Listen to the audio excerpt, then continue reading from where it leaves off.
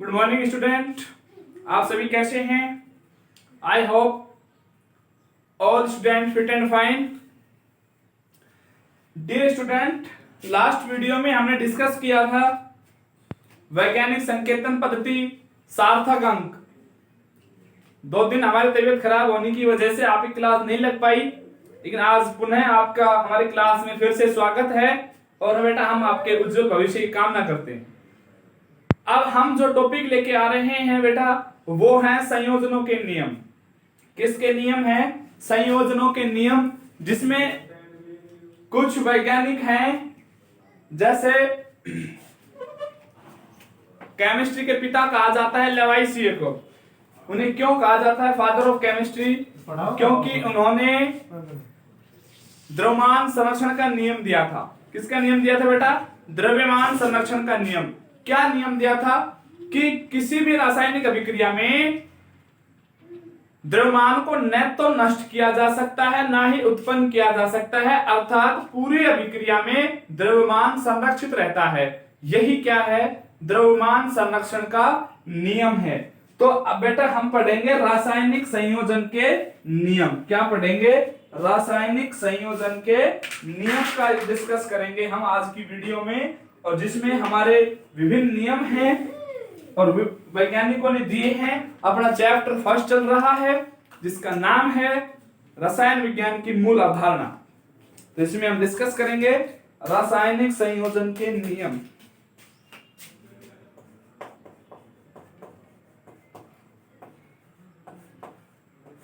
रासायनिक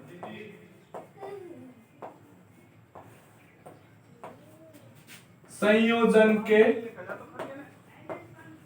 नियम कि रासायनिक संयोजन के नियम क्या क्या हैं, जिसमें प्रथम है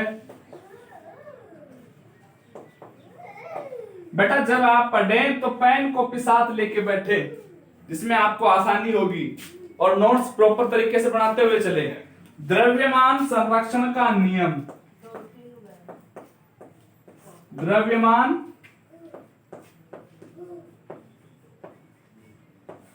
संरक्षण का नियम।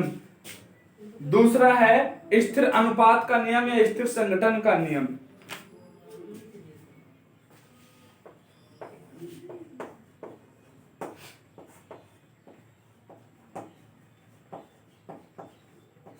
स्थिर अनुपात या संघटन, दो नाम जाना जाता है बेटा इसको। जोसेफ प्राउस्ट ने दिया था।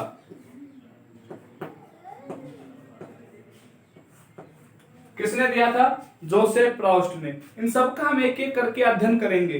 तीसरा है गुणित अनुपात का नियम।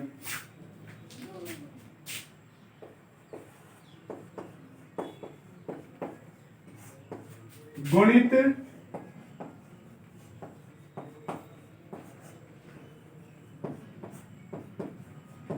अनुपात का नियम। तीसरा क्या है? गुणित अनुपात का नियम। इसे डाल्टन ने दिया था। और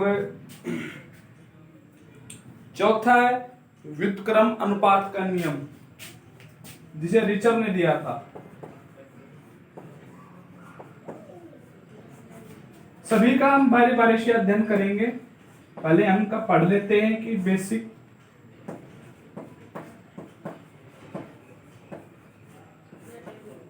व्युत्क्रम अनुपात का नियम, और इसके बाद है गैलुसैक का नियम, जो है आयतन के संयोजन का नियम भी कहते हैं। तो आयतनों के संयोजन का नियम किसने दिया था बेटा? गैलुसैक ने दिया था, जिसे हम गैलुसैक का नियम कहते हैं।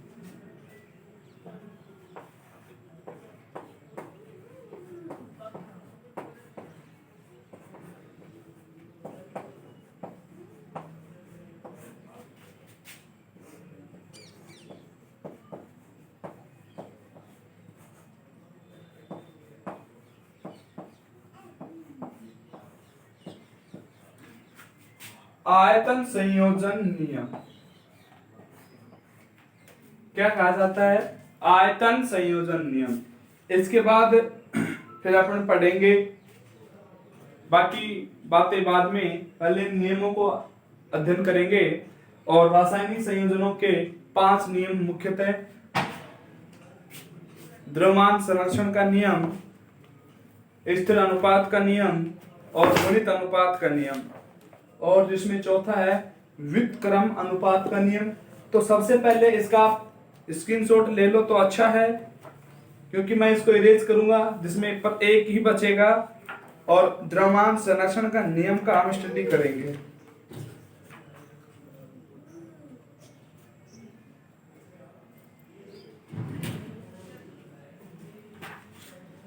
ठीक है बेटा।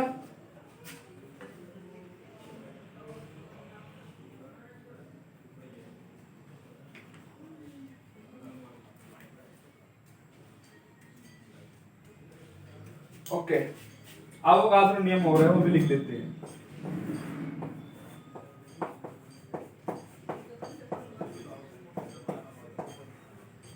अवोगाद्रो नियम, ठीक है बेटा। तो अब हम पढ़ेंगे फर्स्ट को। फर्स्ट क्या है? द्रव्यमान संरक्षण का नियम। कि द्रव्यमान संरक्षण का नियम क्या होता है, किसने दिया? तो आपको हम बता चुके हैं पहले भी कि जो द्रव्यमान संरक्षण का नियम है यह है लैवोइशिये द्वारा दिया गया। लैवोइशिये कौन है? रसायन विज्ञान के पिता के नाम से जाना जाता है लैवोइशिये को। इन्होंने क्या बताया था बेटा? इन्होंने बताया था कि किसी भी अभिक्रिया में द्रव्यमान को न तो नष्ट किया जा सकता है न ही उत्पन्न किया जा सकता है, अर्थात द्रव्य जो है वो न तो नष्ट हो सकता है न ही उत्पन्न किया जा सकता है।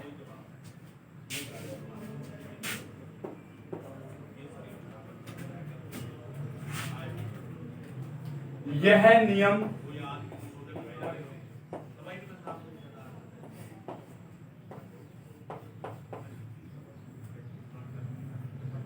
लैवोइशिये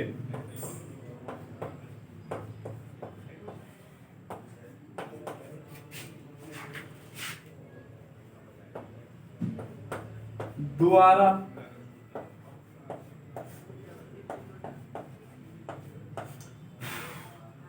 दिया गया। तो लैवोइशिये कौन है? इन्हें क्या कहा जाता है? रसायन शास्त्र के पिता कहा जाता है।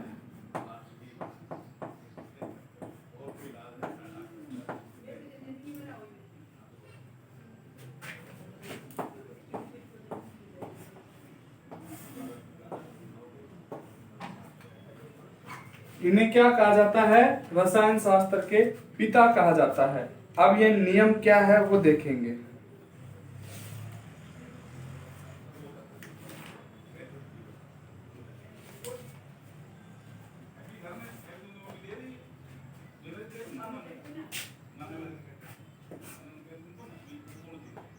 इस नियमानुसार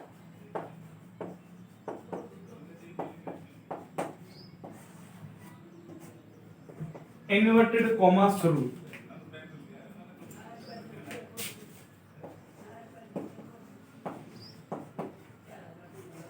द्रव्यमान को न तो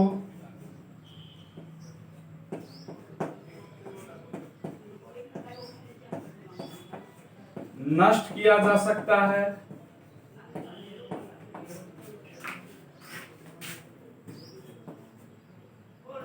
और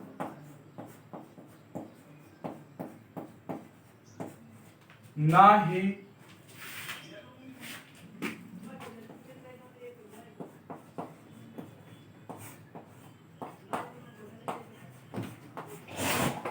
वितरित किया जा सकता है।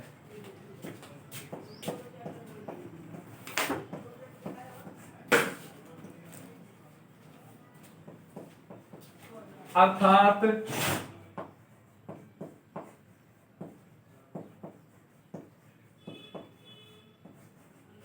द्रव्यमान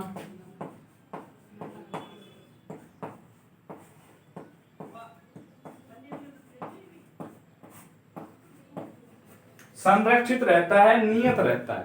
बेटा जब कोई अभिक्रिया होती है तो उस अभिक्रिया के दौरान हम किसी भी पदार्थ के द्रव्यमान को ना तो हम नष्ट कर सकते हैं और ना ही उस अभिक्रिया के दौरान द्रव्यमान का हम निर्माण कर सकते हैं। यह नियम 1774 में किसने दिया था? लैवोइशिए ने दिया था, जिसे रसायन शास्त्र के पिता के नाम से जाना जाता है।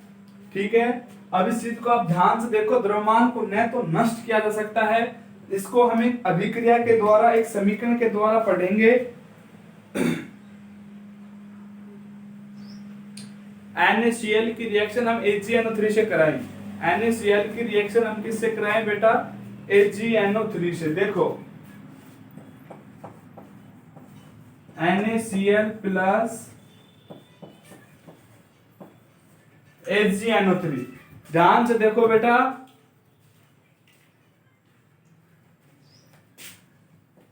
लेकिन एक बात याद रखना है, जब पढ़ो तो चेहरे पे स्माइल होनी चाहिए। Ag के साथ क्या कनेक्ट हो जाएगा? Cl, तो क्या बन जाएगा? AgCl। और जब यहां पर क्या है? Na, यहां पर क्या है? NO3, क्या बन जाएगा? NaNO3, क्या बन जाएगा? NaNO3, क्या बन जाएगा? AgCl। तो बेटा ध्यान देने योग्य बात क्या है?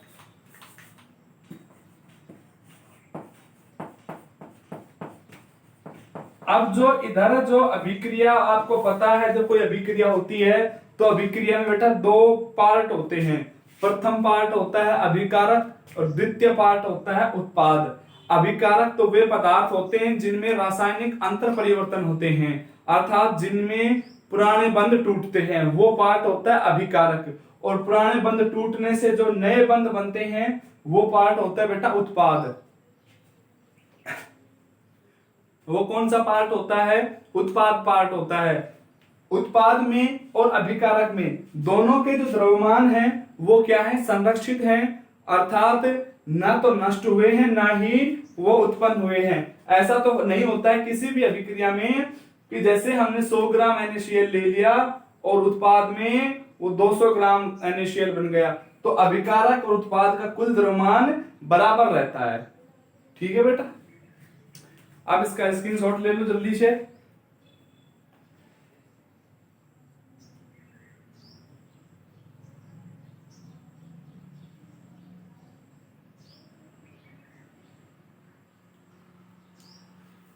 अब हम इसको अगर प्रैक्टिकल तौर पे बताएं तो प्रैक्टिकल तौर पे लैंडोल्ट नाम के एक साइंटिस्ट हैं,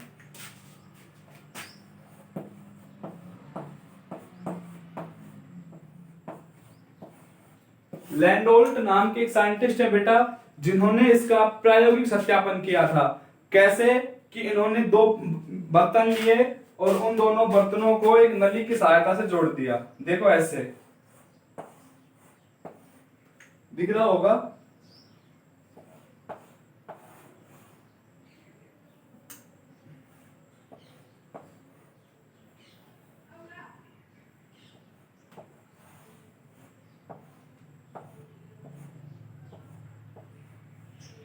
जोड़ दिया, ये बर्तन बंद कर दिया। एक में तो विलयन भर दिया NaCl का, एक में भर दिया AgNO3 का। तो एक में जो NaCl और AgNO3 भरा है इनमें इधर, तो इनमें क्या हुआ? तो NaCl और इनको आपस में मिक्स्ड किया, हिलाया, इनको सेक किया। तो हिलाने से क्या देखा कि उसका श्वेत अवक्षेप प्राप्त हो गया। क्या प्राप्त हो गया बेटा? श्वेत अवक्षेप प्राप्त हो जाता है, जिससे उसने बाद में पुनः प्रक्रिया की जिसपे कोई प्रभाव नहीं हुआ। इसलिए लैंडोल्ट ने भी इसका प्रायोगिक परीक्षण किया है, ये भी ध्यान रखना है। इसका प्रायोगिक सत्यापन किसने किया है बेटा? लैंडोल्ट ने इसका प्रायोगिक सत्यापन किया। कैसे? NaCl और AgNO3 के विलयन को आपस में मिक्स किया हिला करके, तो देखा कि श्वेत अवक्षेप प्राप्त होते हैं। जो श्वेत अवक्षेप बाद में उसने पुनः इसकी प्रैक्टिस की तो बाद में कोई प्रभाव नहीं प्रदर्शित किया। ठीक है, इसके बाद हम पढ़ेंगे दूसरा,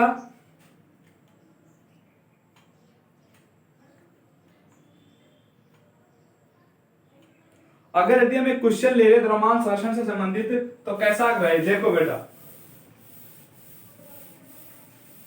अभी इस चीज को हम डिस्कस करेंगे एक क्वेश्चन के साथ।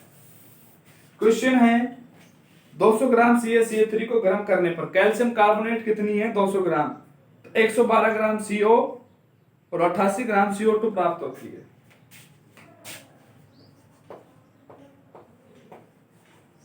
200 ग्राम CaCO3 को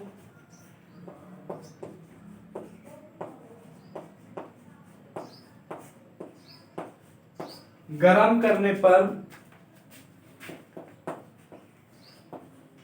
112 ग्राम CaO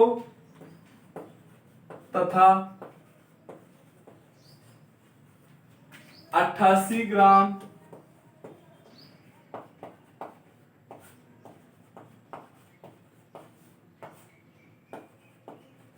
CO2 प्राप्त होती है। 112 ग्राम तो CaO और 88 ग्राम क्या प्राप्त होती है बेटा? CO2 प्राप्त होती है। तो आप बताइए क्या यह द्रव्यमान संरक्षण के नियम का पालन कर रहा है? एक मिनट अभी आता हूं, पंखा थोड़ा ऑन कर देता हूं।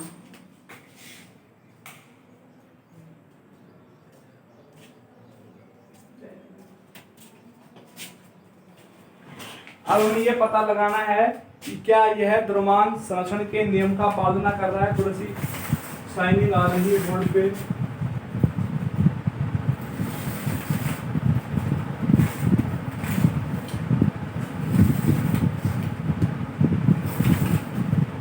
आई होप अब थोड़ी कम हुई होगी शाइनिंग।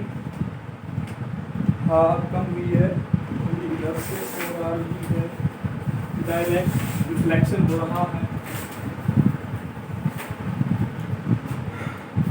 अब शायद कम हो गया होगा। हाँ अब अच्छी बात है, अब नहीं आ रहा। पहले ध्यान नहीं दिया था मैंने, अब चेक किया है। तो बेटा देखो 200 ग्राम CaCO3 गर्म करने पर 112 ग्राम CaO और 88 ग्राम CO2 प्राप्त होती है। तो क्या यह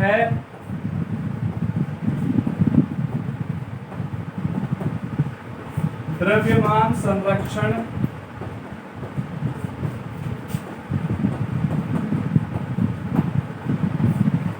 के नियम की पालना करता है? हमें यह बताना बेटा, क्या यह द्रव्यमान संरक्षण के नियम की पालना करता है? अब आपको पता है हमने क्या क्या दिया क्वेश्चन के ऊपर, ध्यान से पढ़ो, ध्यान से पढ़ा आपने। देखो CaCO3 क्या बेटा? CaCO3 कैल्शियम कार्बोनेट है जिसको हमने गर्म किया तो कैल्शियम ऑक्साइड और CO2 का निर्माण हुआ। किसका निर्माण हुआ? कैल्शियम ऑक्साइड CaO और CO2 कार्बन डाइऑक्साइड का निर्माण हुआ। अब निर्माण होने के बाद हम देखते हैं कि इसमें जो CaCO3 था अभिकारक पार्ट में कितना है? 200 ग्राम। कितना है बेटा? 200 ग्राम है। CaO कैल्शियम ऑक्साइड कितना है? 112 ग्राम। CO2 कितना है? 88 ग्राम। देखो बेटा अभिकारक भार बराबर उत्पादक भार।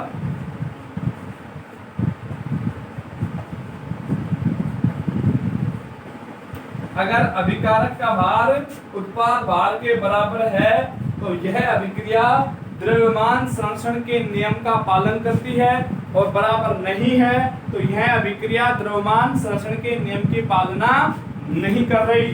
तो देखो बेटा 200 ग्राम है इधर, 112 ग्राम और 88 ग्राम। तो 200 ग्राम के बराबर 200 ग्राम आ गए ना बेटा।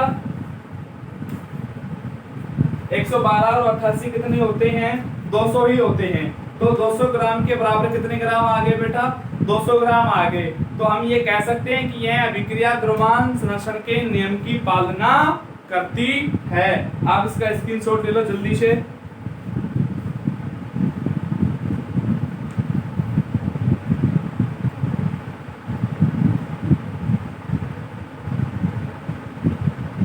ठीक है, ओके। अब हम दूसरा पढ़ेंगे नियम। दूसरा नियम क्या है? स्थिर संघटन या स्थिर अनुपात का नियम।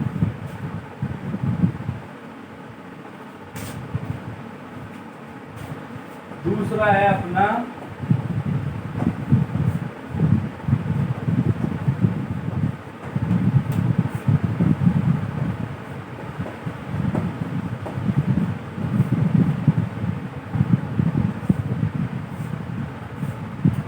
स्थिर अनुपात का नियम। देखो बेटा,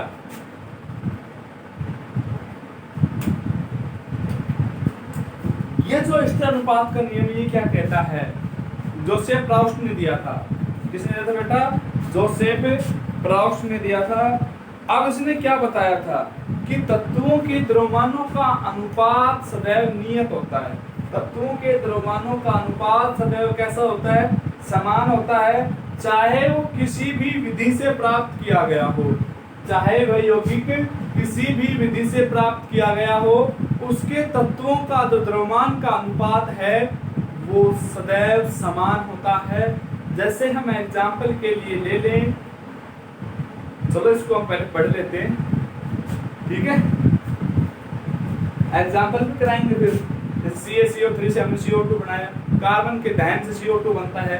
दो तरीके से CO2 बना है, दोनों तरीके जो CO2 बने हैं उनमें कार्बन और ऑक्सीजन के तत्वों का जो अनुपात है वो समान है। पढ़ेंगे हम।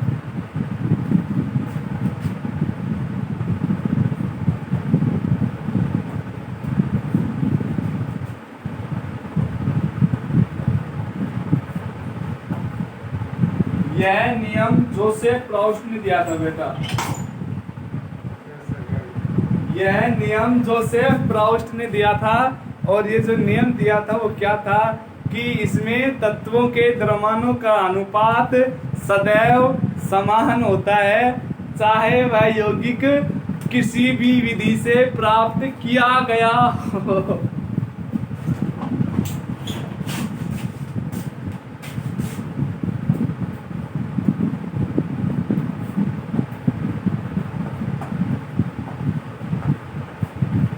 यह नियम किसने दिया बेटा? जोसेफ प्राउस्ट ने दिया। अब इस नियम का मतलब क्या है कि किसी भी यौगिक में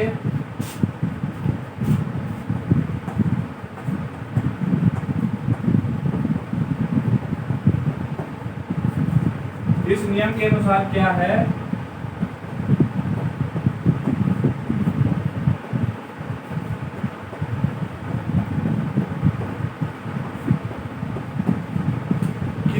यौगिक, कोई भी यौगिक ले लो, किसी भी यौगिक में तत्वों के द्रव्यमानों का अनुपात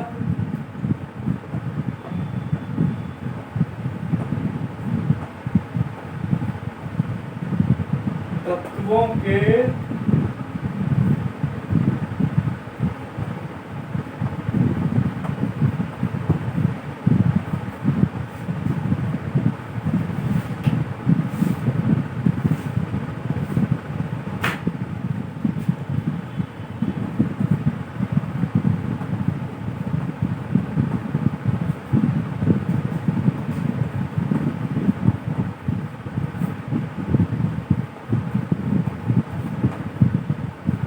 समान होता है।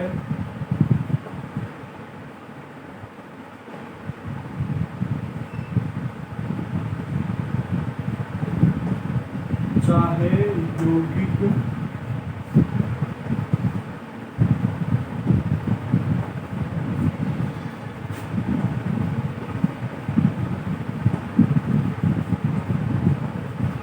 किसी भी विधि से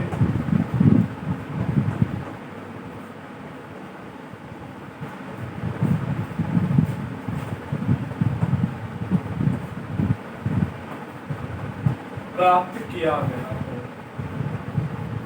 लो भी आपके सामने लेके आए हैं हम तत्वों के रासायनिक संयोजनों के नियम, जिसमें पहला है ऐसे अनुपात का नियम, दूसरा पहला था द्रव्यमान नियम जो कंप्लीट हो गया, दूसरा है स्थिर अनुपात का नियम। इसमें बताया गया है जोसेफ प्राउस्ट के अनुसार कि किसी भी यौगिक के तत्वों के द्रव्यमान का अनुपात सदैव कैसा रहता है? समान होता है, चाहे वह यौगिक किसी भी विधि से प्राप्त क्यों न गया हो। जैसे एग्जांपल के लिए देख लेते हैं हम यहाँ पर CaCO3 से हमने बनाई CO2 प्लस Ca आगे आएगा CO2, कार्बन डाइऑक्साइड। और यदि कार्बन डाइऑक्साइड को दहन से प्राप्त करें, किससे प्राप्त करें?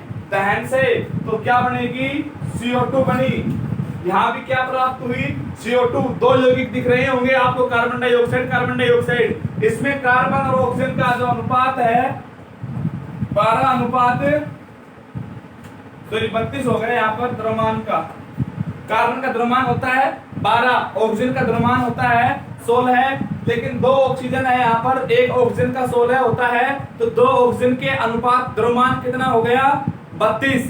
जब एक ऑक्सीजन का द्रव्यमान कितना होता है? कार्बन का द्रव्यमान होता है बेटा 12, ऑक्सीजन का द्रव्यमान होता है 16 है। जब एक ऑक्सीजन का 16 है, दो का कितना हो जाएगा?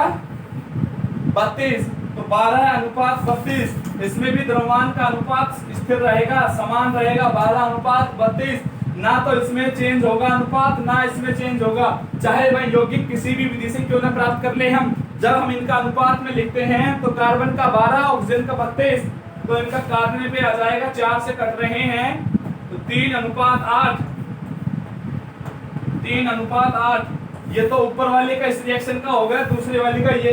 तो बताइए जोसेफ प्रॉस्ट ने बात गलत कही थी या सही कही थी? अपने राय भेजिएगा कि जोसेफ प्रॉस्ट की जो बातें हैं क्या वो गलत है या सही है।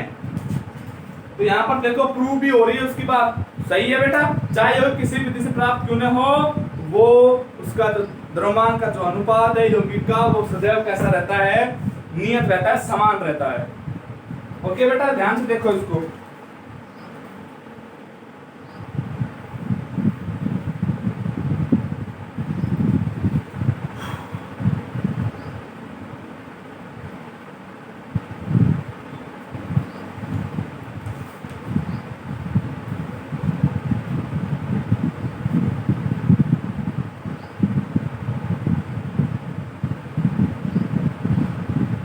ओके, अब हम तीसरा पढ़ेंगे गुणित अनुपात का नियम। रेज कर दो इसको।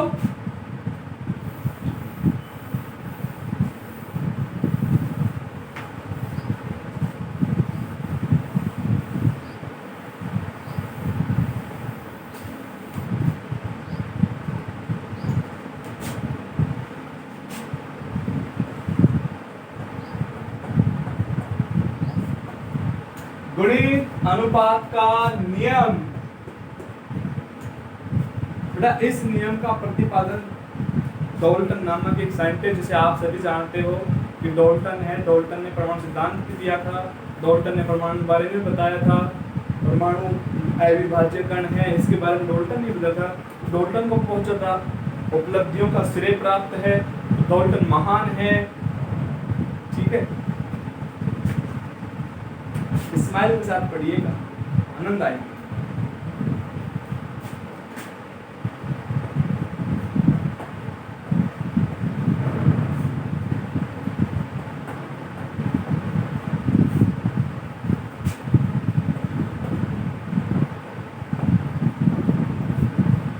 यह नियम किसने दिया बेटा? डाल्टन ने दिया। कब दिया? 1803। कब दिया बेटा? 1803 में दिया। और क्या नियम बताया? यह बताया कि जब दो तत्व आपस में संयोजित होकर, दो तत्व आपस में संयोजित होकर यौगिक बनाते हैं, जैसे एग्जाम्पल के लिए हमने ये दो चौक ले ली, क्या ले लिए बेटा? दो चौक, एक चौक ये, एक चौक ये, दोनों चौक आपस में संयोजित हो, जुड़े, आपस में संयोजित हो गए, डबल चौक का फॉर्मेशन हो गया। सेम उसी टाइप से जब दो तत्व आपस में संयोजित होते हैं तो यौगिक बनाते हैं। सिंपल सी बात है, दो तत्व आपस में संयोजित होकर क्या बनाते हैं? यौगिक बनाते हैं। और आपको सबसे पहले जानना बहुत जरूरी है कि समान परमाणुओं का समूह तत्व कहलाता है। दो या दो से अधिक तत्वों से यौगिक बनते हैं, यौगिकों से मिश्रण बनता है। मिश्रण दो प्रकार के हैं, समांगी, विषमांगी, हम सब आपको पढ़ा चुके हैं जो 0 लेवल से लेके चल रहे हैं। ठीक है बेटा, अब जो हम बात कर रहे हैं फिर दोबारा से देखो इस चीज को,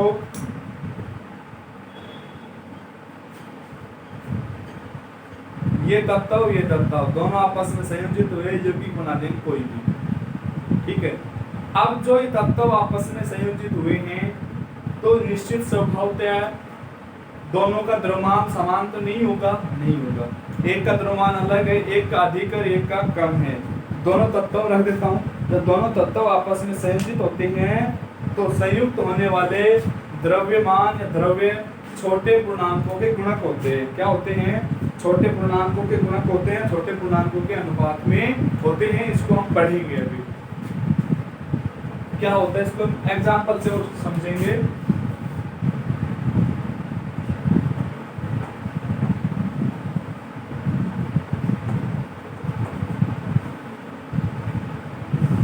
इस नियमानुसार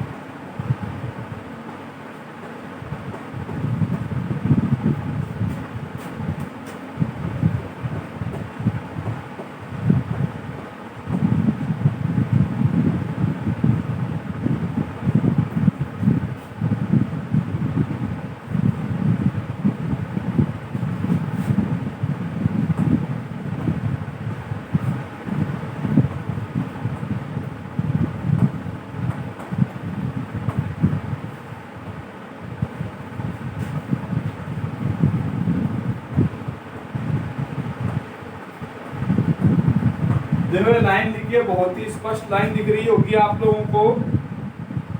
दो या दो से अधिक तत्व आपस में संयोजित होते हैं, क्या बनाते हैं? यौगिक बनाते हैं। बहुत अच्छी लाइन है, आपको शायद समझ में आई होगी यहाँ तक। तो क्या बनाते हैं? यौगिक बनाते हैं।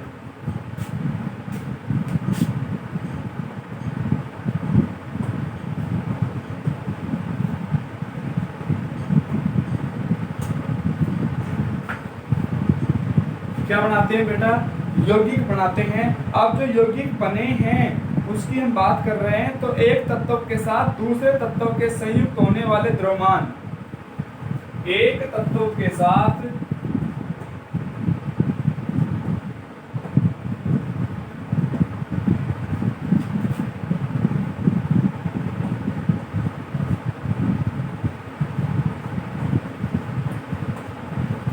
दूसरे तत्व के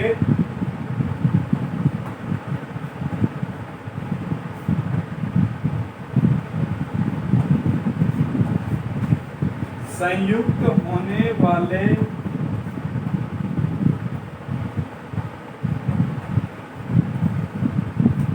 एक तत्व के साथ दूसरे तत्व के संयुक्त होने वाले द्रव्यमान छोटे पूर्णांकों के अनुपात में होते हैं।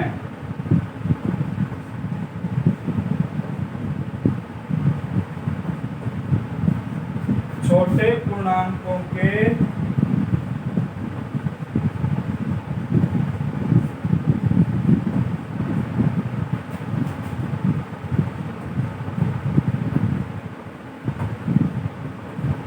अनुपात में होते हैं।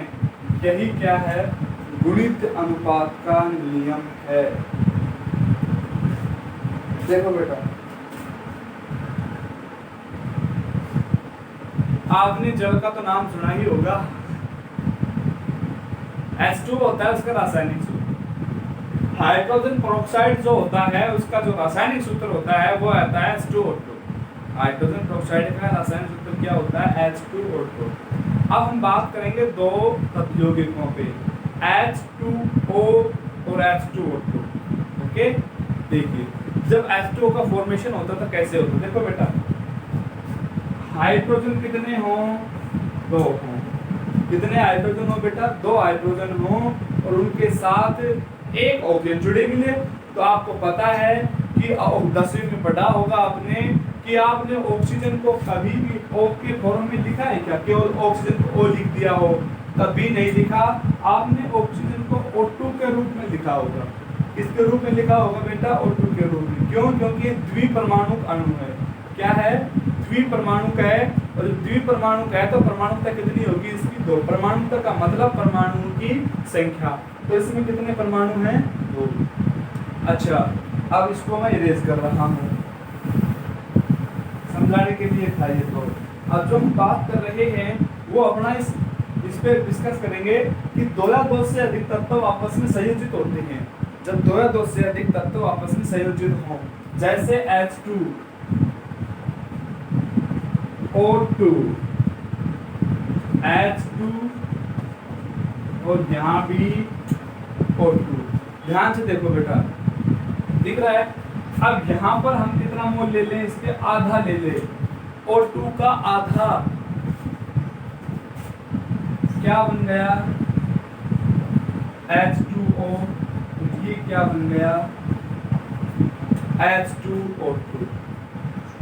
आपस में संयोजित हुए यौगिक बना दिया, जल बन गया, हाइड्रोजन पेरोक्साइड बन गया, हाइड्रोजन पेरोक्साइड। संयुक्त होने वाले द्रव्यमान, अब जो इसके साथ जुड़े हैं द्रव्यमान वो छोटे पूर्णांकों के अनुपात में होते हैं। किसके अनुपात में होते हैं, छोटे पूर्णांकों के अनुपात में होते हैं। अब हम इसको देखेंगे कैसे, देखो इधर हाइड्रोजन 2, ऑक्सीजन कितना होता है, ऑक्सीजन द्रव्यमान बताया था अभी आप लोगों को 16 होता है।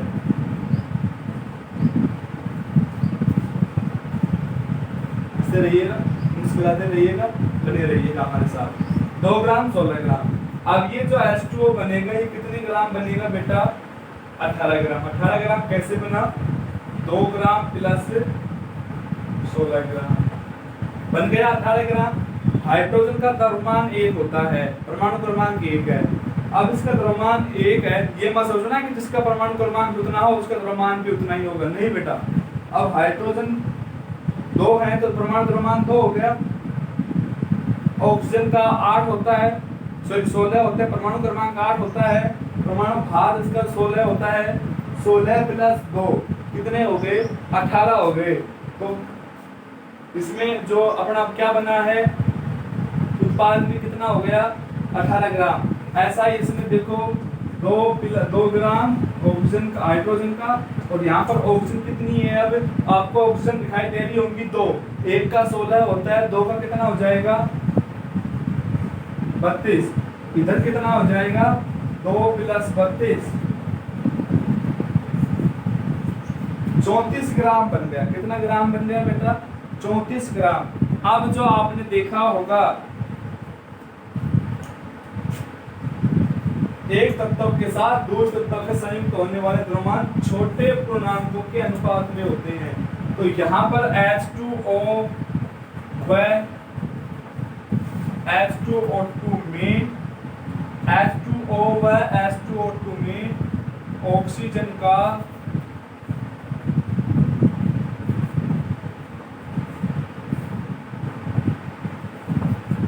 अनुपात कितना होगा, देखो बेटा H2O में तो कितना है 16 ग्राम, H2O2 में कितना है 32 ग्राम। कितना है बेटा 32 ग्राम। अब कितना होगा इनका 1:2 छोटे पूर्णांकों के अनुपात में होता है। तो कितना हो गया, इसमें तो 1 है, इसमें 2, इनकी 1:2 हो गया। देखो इसको आप ध्यान से,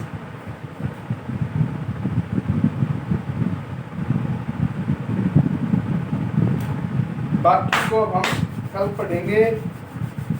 व्युत्क्रम का है, गैलुसेव का है, अवोगाद्रो का है, ये 3 नियम बचे हैं, इनको हम कल पढ़ेंगे। ठीक है बेटा, इसका आप स्क्रीनशॉट ले लो।